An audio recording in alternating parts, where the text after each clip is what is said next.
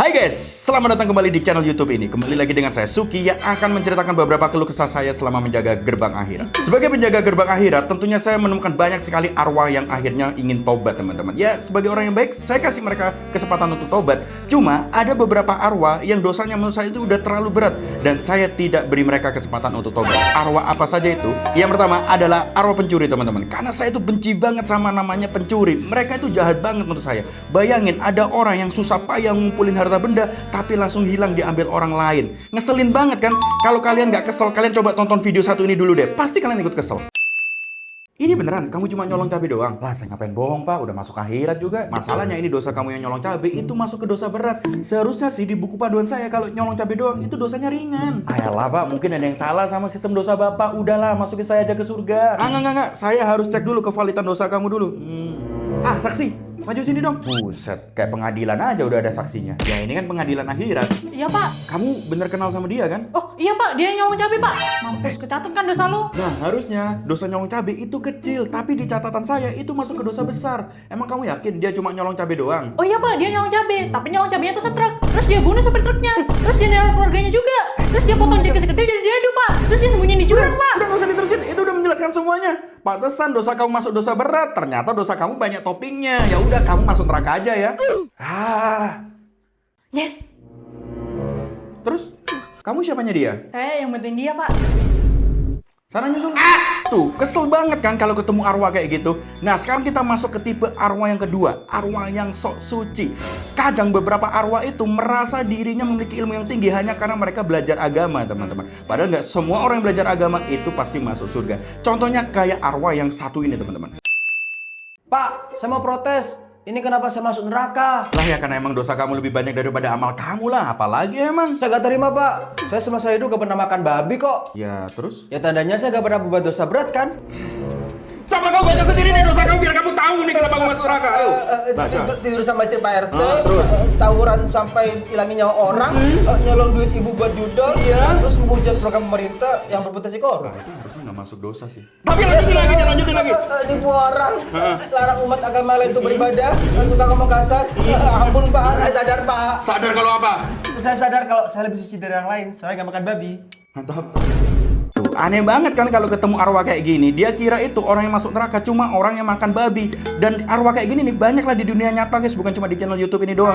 Kita sekarang ke tipe arwah yang selanjutnya, yaitu tipe arwah pemalas. Loh bang, pemalas kan nggak ngapa-ngapain selama hidupnya. Masa mereka nggak ngapa-ngapain berdosa? Kalian tonton dulu deh video satu ini biar kalian tahu alasannya kenapa mereka nggak bisa saya ampuni. Pak Kasutki, ini saya kenapa dimasukin ke neraka dah?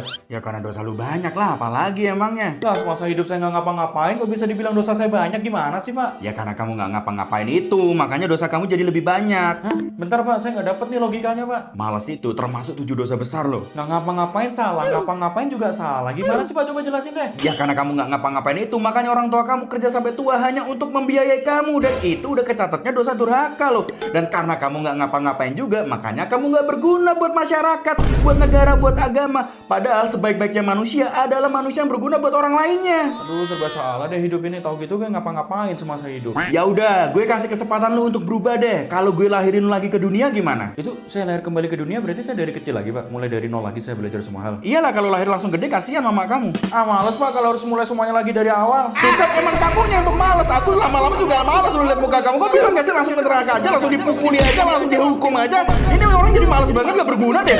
Nah, tipe selanjutnya aku akan menceritakan arwah yang suka memberi. Loh bang, arwah yang suka memberi mah harusnya masuk surga. Kok malah lu nggak ampuni sih? Soalnya yang ini memberinya beda guys. Memberinya itu nunggu ada kamera. Pak Malaikat, saya mau protes. Aduh, apalagi, astaga sih. Ini saya lagi sibuk loh dari tadi. Ini kenapa saya dimasukin neraka sih, Pak? Padahal kan semasa hidup saya suka memberi ke sesama, Pak. Mau aku jelasin? Itu tapi celananya pakai dulu. Oh, iya. Maaf, Pak.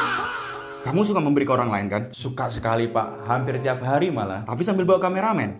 Iya Pak, tapi kan itu untuk memotivasi orang kaya lainnya untuk mau memberi juga gitu loh Pak, maksud saya. Oke, alasan kau masuk. Tapi yang kamu beri, syaratnya harus follow dulu. Iya sih Pak, kan untuk mempererat tali silaturahmi Pak. Terus aku tengok-tengok nih, kamu mulai rajin memberi ke mereka setiap dekat-dekat musim pemilu nih. Ya, soalnya saya ada modalnya saat-saat tertentu itu aja Pak. Ya itu namanya kamu ada maksudnya. Kamu cuma pejabat yang cari suara kan? Ya yang penting kan tapi saya memberi Pak. Ya udah, kalau kamu ngeyel kamu orang baik, saya juga akan memberikan kamu kesempatan untuk masuk surga deh, gimana? Seriusan Pak? Tapi kamu udah follow belum? Hah, belum? Ya udah langsung masuk neraka aja deh. Apa sih anjing, belum saya juga jawab. Ya itu barusan tipe arwah yang mati saat di musim pemilu guys. Jadi dikit-dikit dia butuh pencitraan. Oke, next aku akan menceritakan arwah yang menurut aku ini paling banyak banget, terutama kaum laki-laki mengalaminya, yaitu arwah yang tidak bisa menahan nafsu, teman-teman.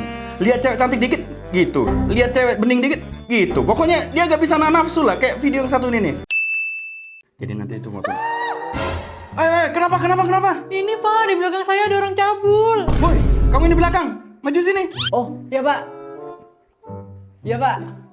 Astaga, ini dari mukanya mah kelihatan cabul banget. Kamu ini udah masuk akhirat, masih aja cabul jadi orang. Gak malu? Lah, ngapain sama lu, orang saya punya kemaluan. Sakit nih orang. Nama lu siapa sih? Joni dosa Pak. Judi dosa ya? Kamu mati karena overdosis obat kuat saat kamu main sama cewek micet. Wah, mati macam apa? Ini mah jelas masuk neraka. Di neraka ceweknya hot-hot gak Pak? Hot-hot banget kalau kamu lihatnya pakai mata yang saya olesin pakai balsem.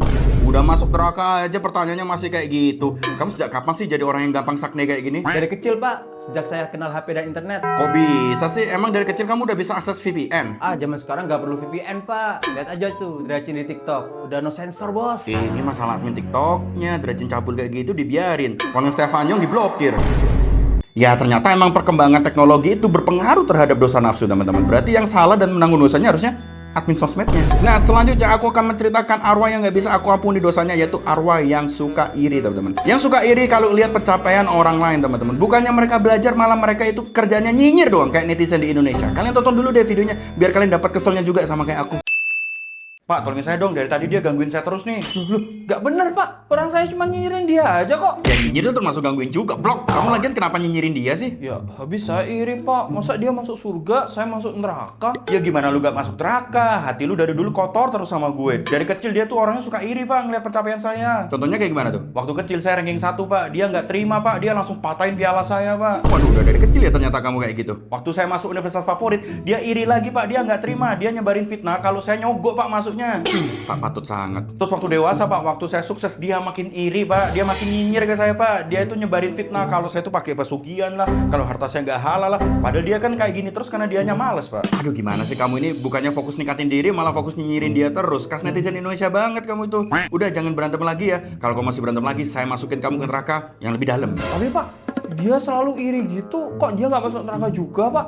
Gua ngomong kayaknya Pak. Jangan lagi guys. Ngawur kamu kok jadi dak gini sih. Nah sekarang kita masuk ke tipe arwah terakhir yang menurut aku dosanya sangat tidak bisa diampuni. Bahkan di neraka dia harus dipecut, harus dipedang, ditendang, dipukuli oleh semua iblis. Pokoknya harus diinjak-injak teman-teman. Ini pokoknya nggak bisa dia minta ampun kayak gimana pun. Saya akan marah kalau ketemu arwah kayak gini. Arwah itu adalah arwah Boti. Hai manis. Hei kecut. Kalau bisa aja bercandanya, disapa sekali aja udah sewot. Ya geli gue disapa sama orang kayak lu. Langsung aja, lu Boti kan? Betul sekali. Gua Boti. Berbakti kepada orang tua, terutama ibu. Singkatan apa lagi tuh, buset dah. Gini deh, kalau Boti itu udah jelas pasti masuk neraka. Cuma karena gue hari ini lagi baik, gue mau kasih lu kesempatan untuk hidup sekali lagi ke dunia untuk tobat. Dan karena lu merasa jiwa lu adalah wanita, gue lahirin lu jadi wanita. Biar lu nggak jadi Boti sekalian. Biar lu nanti masuk surga waktu kesini. Baik kan gue? Suka deh sama orang baik kayak bapak. Ih, geli banget gue. Ya udah sana. Hidup lagi sana. Halo Pak. Nah, gini kan enak. Lu jadi Lu suka sama cewek selama di dunia? Iya Pak. Ini mah masalahnya bukan di jiwa yang tertukar, lunya aja yang suka nyimpang. Ya itulah 7 tipe arwah yang susah aku ampuni dosanya selama di akhirat, teman-teman. Ya sebenarnya mereka tetap bisa taubat sih, cuma ya harus ngasih aku. Bercanda teman-teman, emang aku pejabat di suatu negara yang bisa disogok?